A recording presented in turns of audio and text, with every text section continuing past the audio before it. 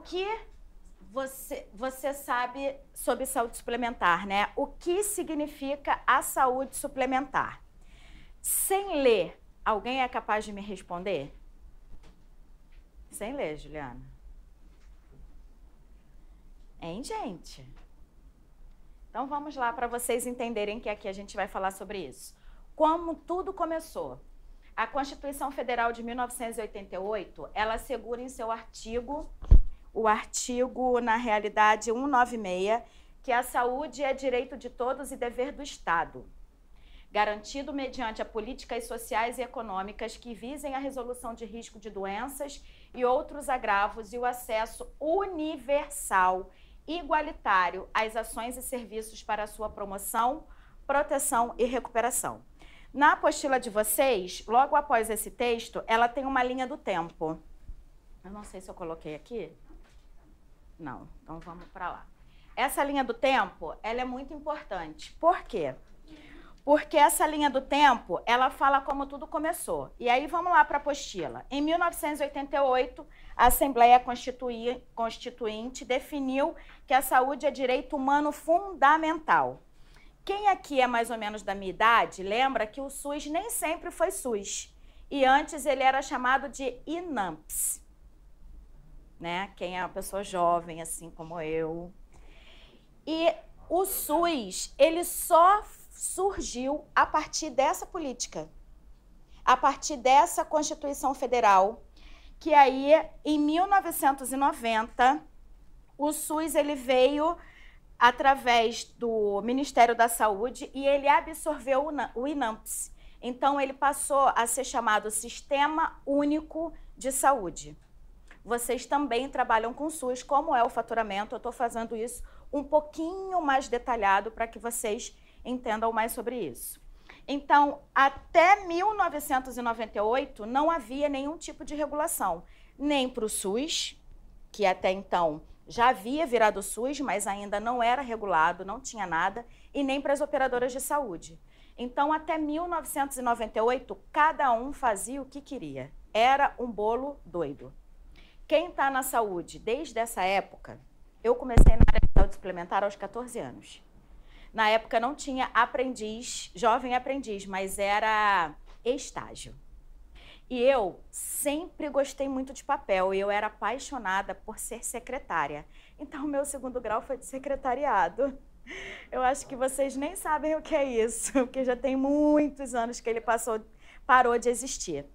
E por conta do meu sonho de ser secretária, eu fiz datilografia.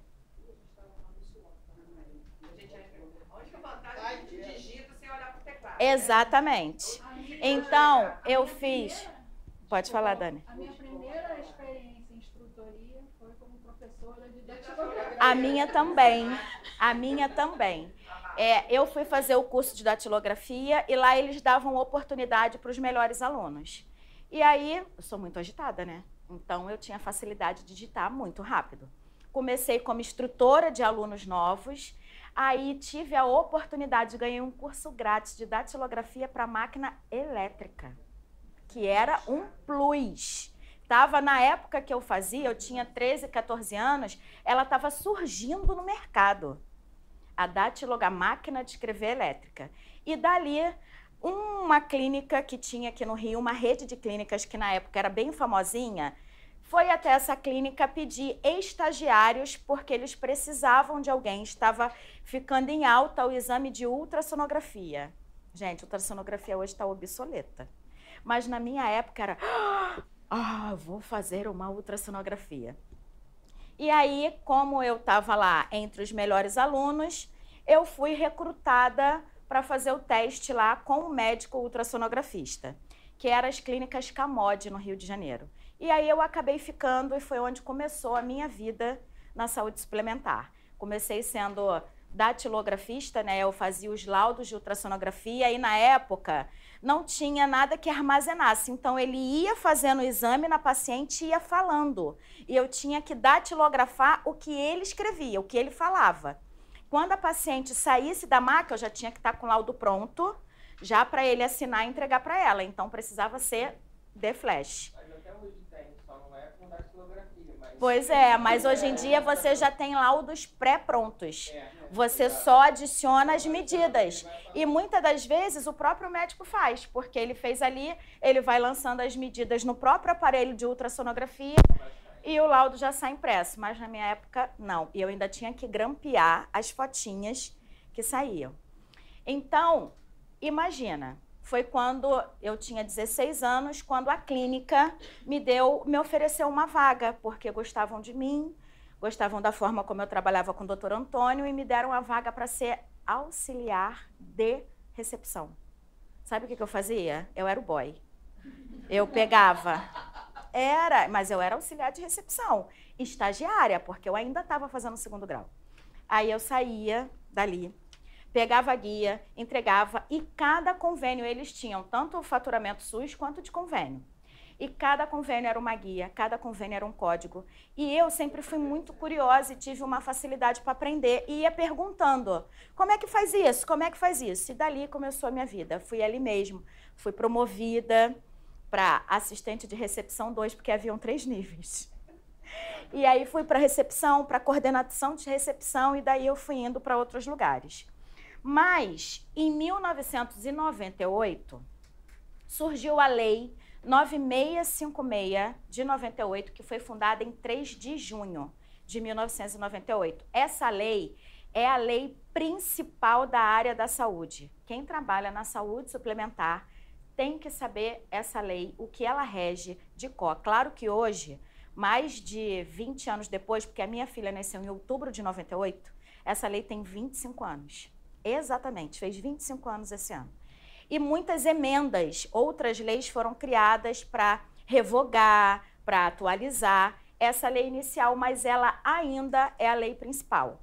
Então, a partir de 1998, com a criação da lei, foram criadas instituições, regras sobre regulação na saúde suplementar. Essa lei, ela dispõe exatamente sobre os planos de saúde privados de assistência, e ela também, junto com essa lei, ela foi criado a Anvisa, foi criado a lei de medicamentos genéricos, tudo a partir da lei 9656 de 98. Só que ela foi criada em 3 de junho, porém, ela só foi posta em ação, ela só foi executada em 1999. Então, em 1999, a lei entrou em vigor e foi criada em 99 a Agência Nacional de Vigilância Sanitária, a Anvisa. E isso foi uma nova etapa no registro de fiscalização de alimentos, materiais implantáveis na realidade, e alimentos. No início, o Anvisa ele só regulava isso, materiais, medicamentos e alimentos. E a partir também dessa política, e através da Lei 9656, foi criada a Política Nacional de Medicamentos Genéricos, porque até então só se existiam medicamentos de marca. Foi quando a lei foi estipulada e aí começaram os genéricos. E quem lembra dessa fase, dessa época, vai lembrar como era um absurdo para a gente na época, medicamento genérico, é medicamento de farinha, e todo mundo começou a dizer que engravidou porque tomou pílula de farinha e um monte de coisa, e hoje em dia a gente não compra nem genérico mais, a gente já quer o similar. Porque hoje em dia a gente tem o de marca, o genérico e o similar. Tu vai na farmácia, vou dar um exemplo, o meu remédio para diabetes, o de marca, é 1.194. Eu não tenho um genérico. Não tem um similar. O meu remédio de TDAH, o de marca, é 198. O genérico é 110. O similar, que é a mesma substância, mas ele não é genérico, ele é 74. Qual que tu acha que eu compro? Entendeu? E para mim faz o mesmo efeito. E se não for, o meu psicológico está atuando para poder que ele faça, né? Porque hoje em dia está muito difícil. Mas, diante de tudo isso, somente no ano 2000, com a criação da Lei 961, que foi criada a Agência Nacional de Saúde Suplementar. Olha quanto tempo.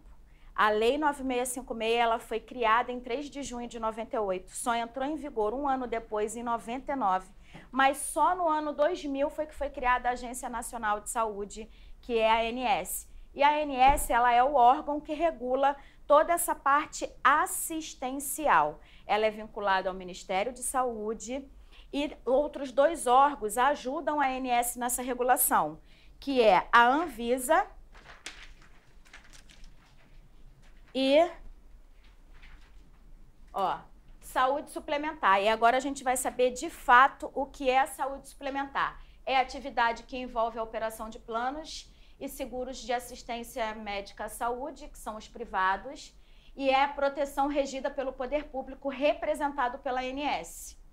E aí, 2 órgãos regulam, né, a saúde suplementar, que é a Anvisa, que é a Agência Nacional de Vigilância Sanitária, e a ANS, que é a Agência Nacional de Saúde Suplementar. Ela é responsável por toda a regulação dos planos privados no